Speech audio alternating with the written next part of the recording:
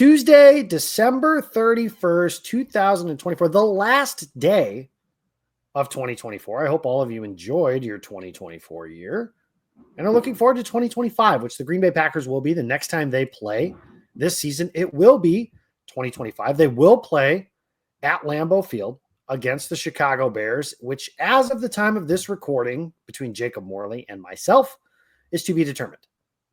Personally, since the world revolves around me, I'm rooting for Saturday, but whatever.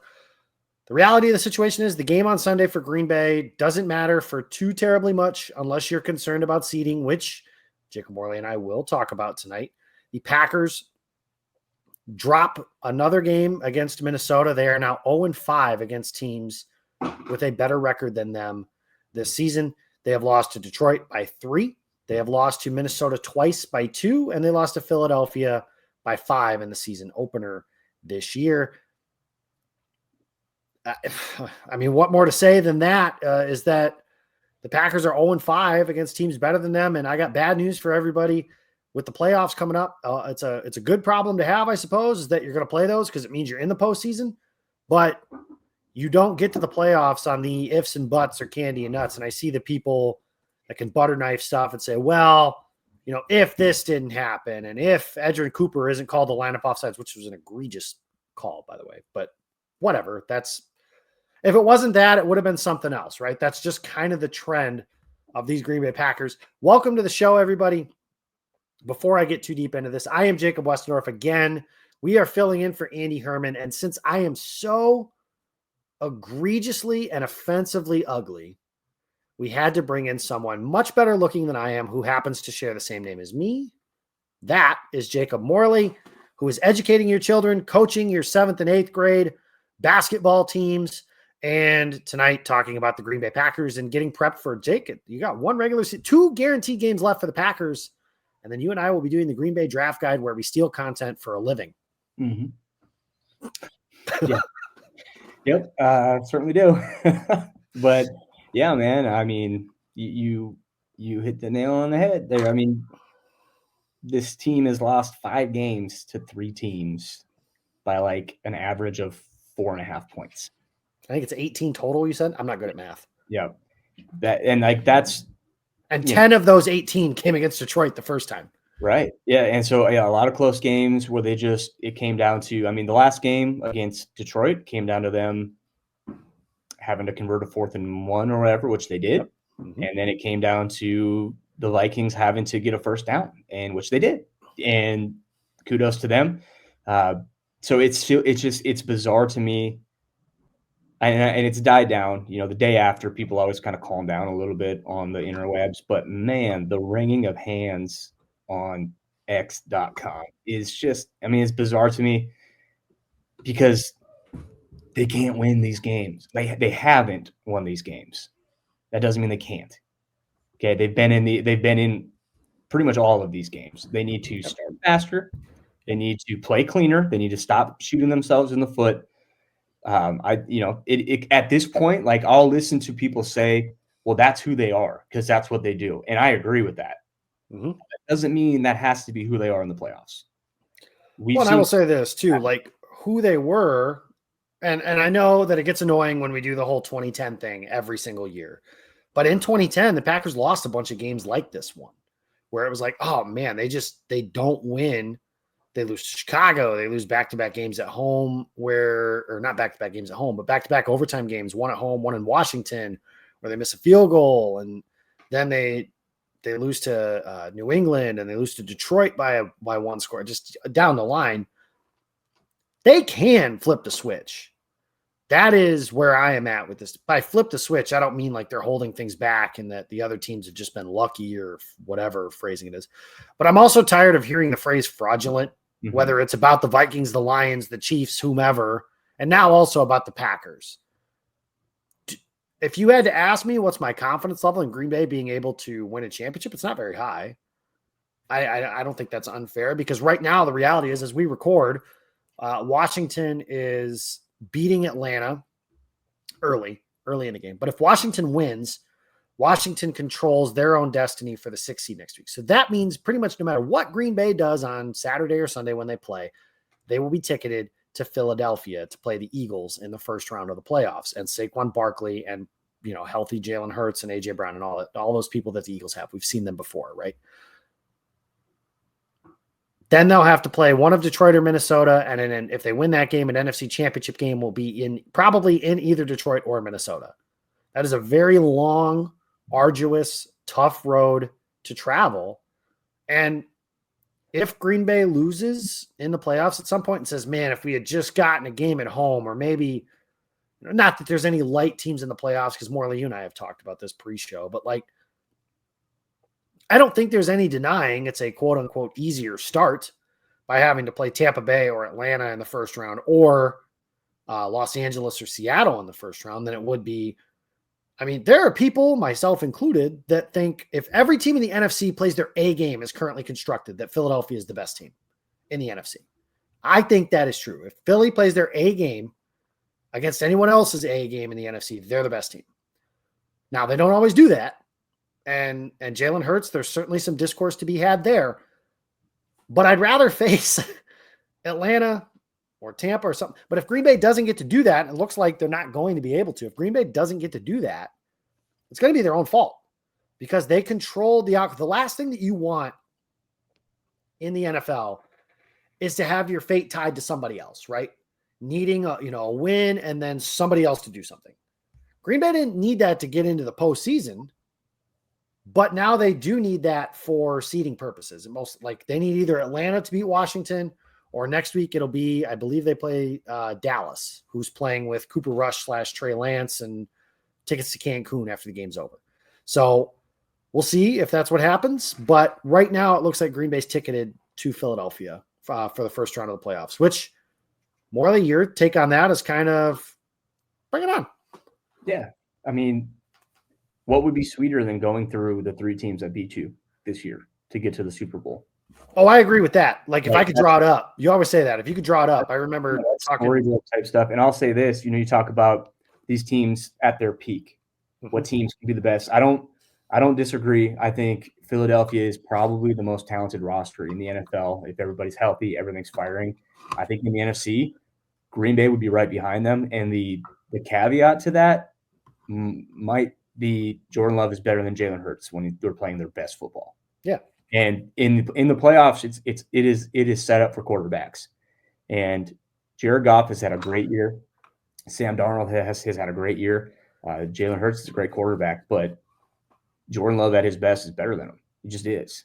Yep. And but that is what it will take. It will take that. It will take him catching fire and playing at that level.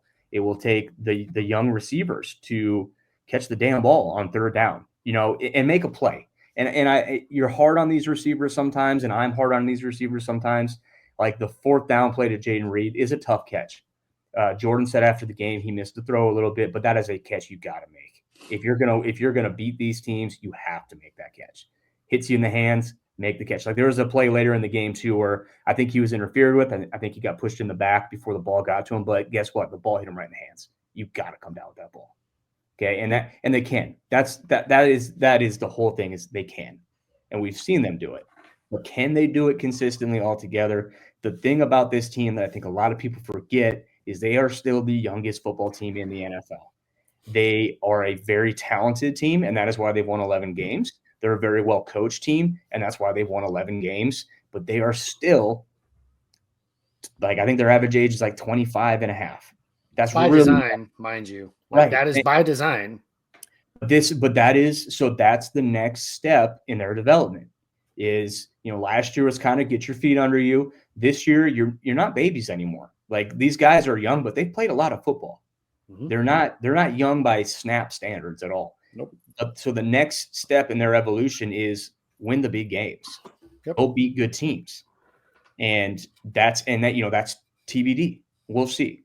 That's what's fun about this team. And the other thing that's fun is they can get hot and go win a championship, but they're bringing a lot of guys back next year too, right? So the future regardless is bright for this team. Now, you never want to take that for granted because the NFL is a weird league where it can look, look at the 2010 Packers where we thought, man, we'll be back here. Haven't been back since, right? So you can never take success for granted in the NFL, but They should have a very bright future regardless. But it's just going to take, like, it's got to be so frustrating for the coaches and for the players. The pre-snap penalties, the dumb stuff. If they can get that cleaned up, and Jacob, we might as well just have titled our podcast "If" all year. What if? This is the what if team of all what if teams. What if, week 1, you can go look at 5 plays in that Philadelphia game that if they just would have went their way, what if they would have won that game? The Lions game. What if they can just get 1 4th down stop? This game, what if Edgerrin Cooper lines up not in the neutral zone? Well, he didn't. but what if you don't fall behind 20-3 and 27-10? That's the part I want to get to, because you talked about starting fast. You want a trend for Green Bay in these games. They play Philly. They get 2 turnovers that put them inside the 10. Maybe not inside, but they kick 2 short red zone field goals, and it's 6-0 instead of 14-0. I'm telling you, if Philly's down 14-0, that changes the script of that entire game, because it has to. Now they can't run with Saquon Barkley and play this. Jalen Hurts is a good quarterback, like you said, but when you ask a player to just be a straight drop back passer for 40 of the 60 minutes of the game, it's hard to do that. The deception of play action passing doesn't exist when it's 14-0 or it's a 2-score, whatever. There's that game. Then against Minnesota, the first time they played, they felt this game and the first game against Minnesota, I feel like are very similar, because Green Bay, that first game against Minnesota, they're down 28-0. I know they lost by 2, but it was clear who the better team was for 4 quarters that day. Today against Minnesota, they fall behind 20-3, then 27-10. I know the final was 27-25, but there was a graphic in the 4th quarter where Minnesota had outgained Green Bay basically 4 yards to 1.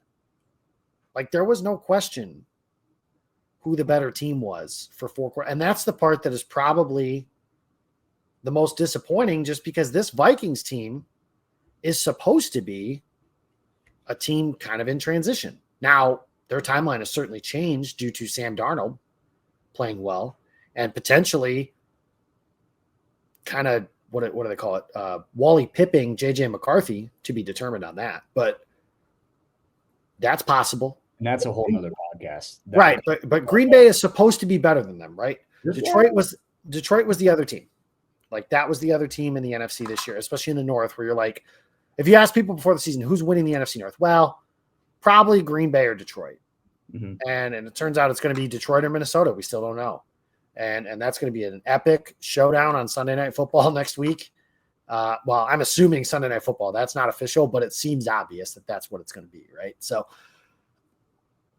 they've started slow in these games, though. And Matt LaFleur has done everything you can imagine. He's taken the ball first. He's deferred to the second half. More often than not, he takes the ball first. Green Bay, this is where it's on the players to me more so than the coach. In my opinion, it's the coach's job to correct the trend of them starting slow, do something different to get them ready, whatever it is. Get their piss hot, as they like to say. But, like, once the game starts, like Josh Jacobs, you can't fumble the ball. Like, right. And Jacobs has been awesome. He's their best player.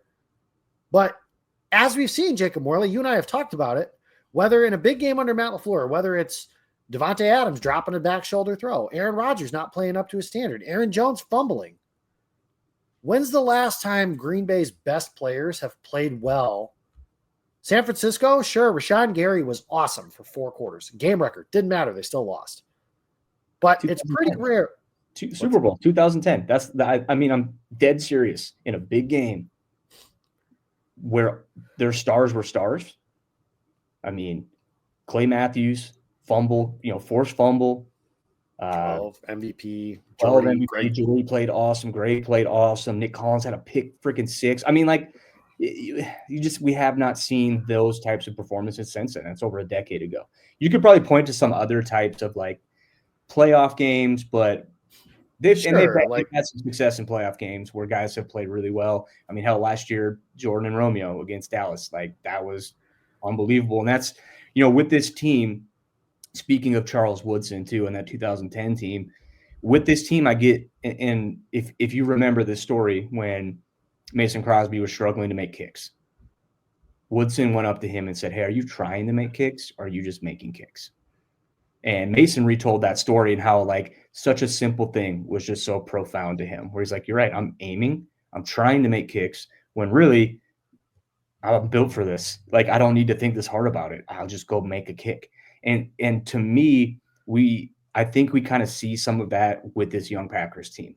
Like the mistakes that they keep making, they're trying so hard not to make those mistakes. When it's like, guys, you know the plays, you know the alignment, you know the checks. Just go play.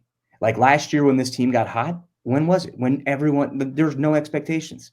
They made the playoffs last year, and if we can remember that, I know for myself, I was just like, cool, sweet, whatever happens, happens. This is awesome. They made the playoffs, like, and that team should not have made the playoffs. And then they go blow the doors off of Dallas, and you're like, oh, okay. And then expectations come into play, and they play okay against San Francisco, but then they get tight and lose the game, right? So that's I think part. Like we talked about winning the big games, their next step in the evolution. I think that is just knowing and having that confidence that if we go out and just play, we can beat anybody, and we will beat anybody. But for these guys, it's like, are you going out there and trying not to make mistakes, or are you just going out there and playing? They got to go out there and play.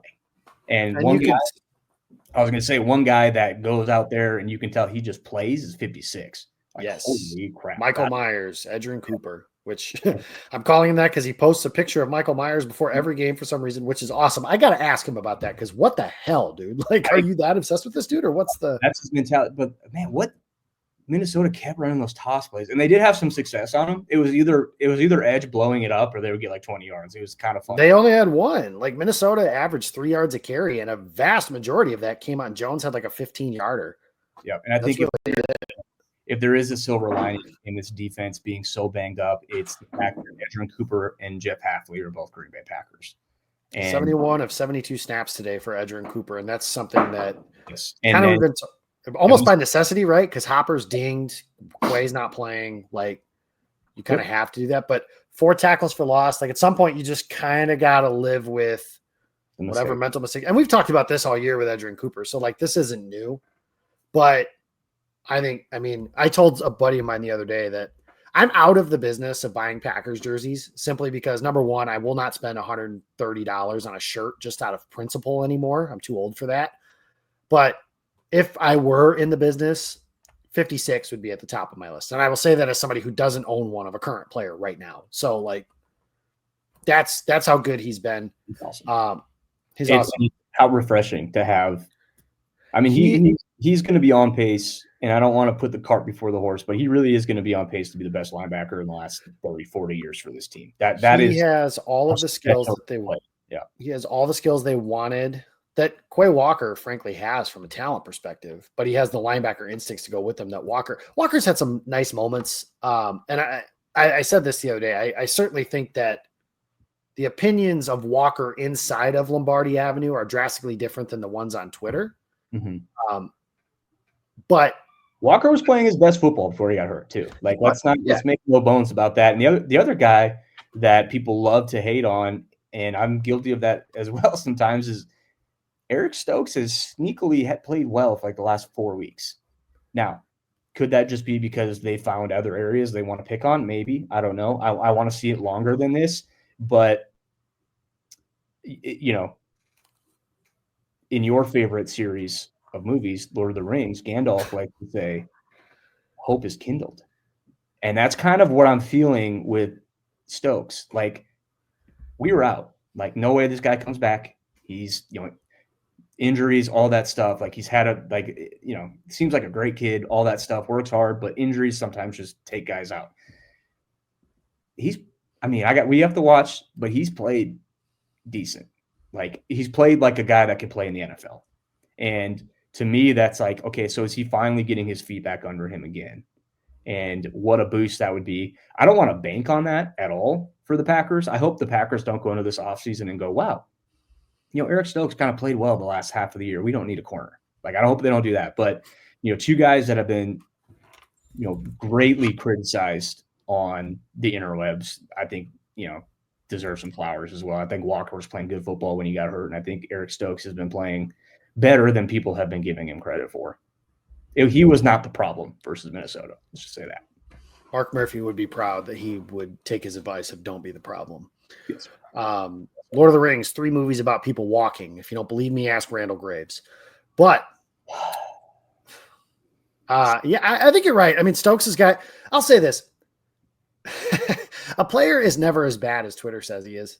I know Keyshawn Nixon, not his best day today, but if you scroll through my timeline, you'd act like he was the worst player in National Football League. That's not true. He's probably been their most consistent cornerback this season with Alexander being hurt. Now, that's part of the reason why they've struggled as much as they have on the back end. And I say that as somebody who likes Nixon, but I don't like him as if he's your first boundary corner off the bench, I think you're in a really good spot. Like if he's a spot starter kind of thing.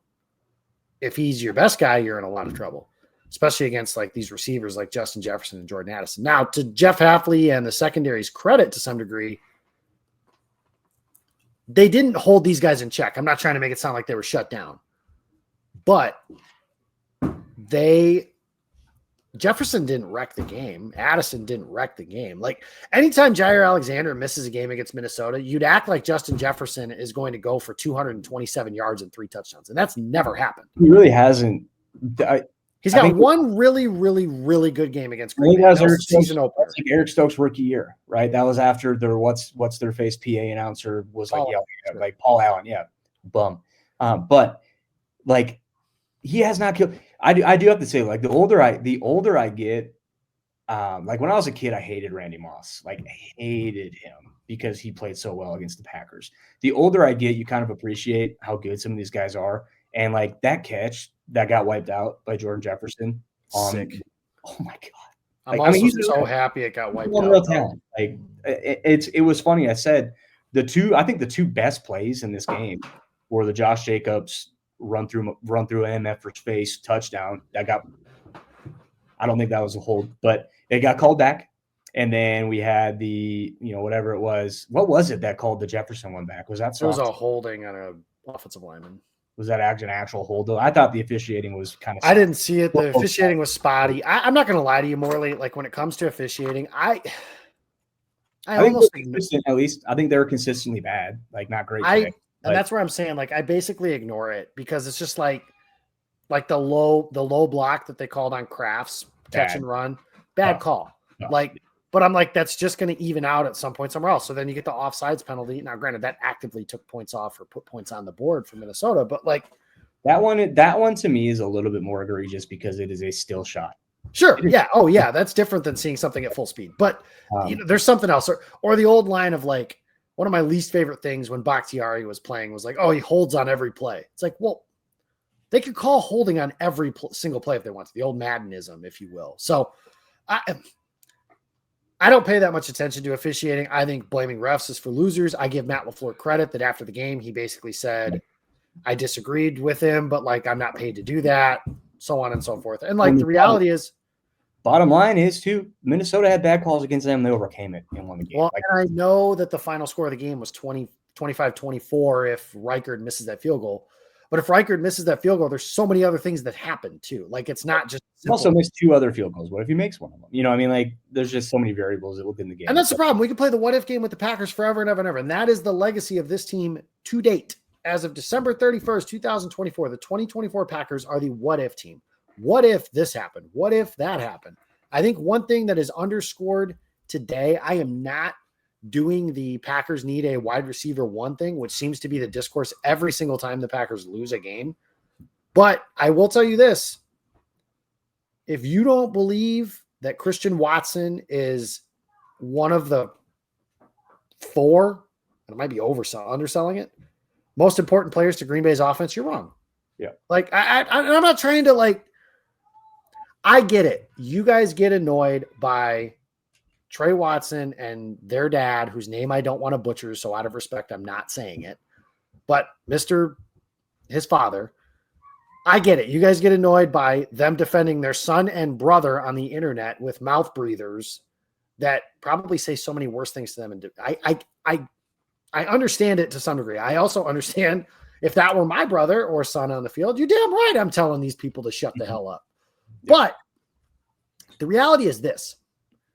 despite the narratives, Jaden Reed and Dontavion Wicks, I think they're tied for the team lead in drops now. I would have to look. They're both in the top 3 in the NFL. Okay, so and Reed's drop today was the turning point of the game. Like Green Bay goes from. You want the top 4 receivers in drops this year? Yeah, hit me. Jaden Reed 1, Allen Lazard 2, MVS 3, 4th Dontavion Wicks. Okay, I might have got the order mixed up, but those 4, all former or current Green Bay Packers. Where do they find these guys? My goodness! But that's incredible. You got to make those plays. I'm at the point with like Reed that, and this, I would like to see Bo Melton get some more reps. I would. I don't mean because I think he is like that much better than Jaden Reed, but it seems like he catches the ball when it comes to him pretty consistently. Malik Heath catches the ball when it comes to him pretty consistently. Christian Watson catches the ball when it comes to him pretty consistently. Like these are the guys that I think deserve more reps. I don't think you can do it. This is more just me talking, and I don't think you can make that change at this point in the year. Jaden he's earned the right to go out there and play, but I mean that's it. And if I was a betting man, that's what I would either gamble on is going to end their season or it's going to make their season. Can these young receivers make plays when plays need to be made? That would be it. Yeah, and like I said, that was the turning point. Like today's game, was it a perfect throw? No. But again, you got your hands on it, you got to catch it. And especially if you're NFL receiver, you get 2 hands on the ball. That's got to be a catch. Got it. Right. And I would be a little more forgiving if it were Malik Heath or Bo Melton. But Jaden Reed's a top 50 pick. And their leading receiver by yardage, catch the ball. Like simple as that. Catch the ball. And he hasn't done that enough this year. If he catches that, Green Bay is going in. At worst, it's 7-6. At best, it's 10-7. Instead, Minnesota goes down, gets the field goal after the egregious offsides penalty. And now eventually it gets to 20-3 before they got the comeback after half, and then just marched down the field and scored too. So right. So now instead of 10-10 or whatever at halftime, now it's 20-3 in the middle of the third quarter. That is especially against someone like Brian Flores and that Minnesota defense. When you're predictable against them, that is when they're at their best. When Minnesota has struggled this year on defense, it's been when the opposing team can stay on schedule, stay ahead of the sticks, do whatever they want essentially from a run pass standpoint. Green Bay wasn't able to do that because they were down by 3 scores for the vast majority of the second half. Do you want to hear a silver lining?